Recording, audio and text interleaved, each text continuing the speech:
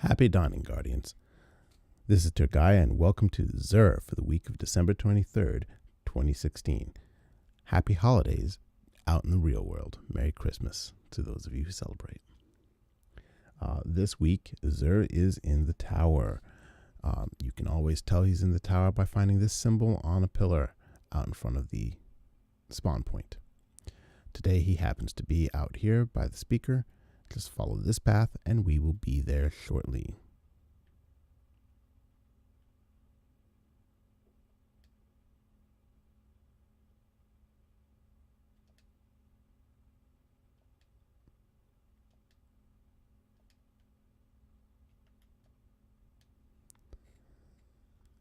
Let's see what he's got. This week, Zur has the Legacy Helmet Engram, which will give you a Year 1 power helmet at Year 1 light levels. This is for newer players to the game and collectors.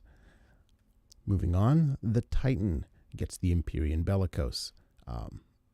This has the exotic ability that it allows you to stay in the air while aiming down sights.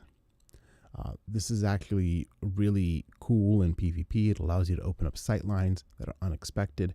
So if you're a strong player with good map knowledge and you're fighting players that have at least moderate map knowledge, this can allow you to really surprise them. The roll this week is a total of 104 out of 111, and it is a yellow. So not tier 12 capable, but it will allow you to reach tier 12 if your other gear is all gold. Moving on, the Hunter gets the Knucklehead radar. This was my first exotic, but as time has worn on, despite the nice aesthetics, this is less and less useful. These days, you can get a lot of primary weapons with Third Eye, which is the exotic perk for the Knucklehead radar, and you can use the artifact Memory of Galleon, which will allow you to keep your radar visible while aiming all your primary weapons. It's effectively the same exotic perk. I would pass on this for most players. Only if you're a collector would I pick this up now, which I hate to say because I do love the way this exotic looks. The roll of the week is a total of 102 out of a possible 111 with intellect strength. It's a pass for most people, but it is a pretty cool exotic. For the Warlock, we have the Ram. With a total roll of 96 out of 111, it is strongly in the red and will prevent you from reaching tier 12. The Ram's exotic perk, gain increased armor and all Void Walker melee attacks trigger lifesteal on hit, was a very powerful combination. However, it's been overshadowed in PvP now by the Ophidian aspect. I still pull this out and use it in PvE sometimes, especially if I'm having trouble staying alive in some section. Moving on, the weapon of the week is the Plan C exotic fusion rifle. The Plan C is really a solid fusion rifle.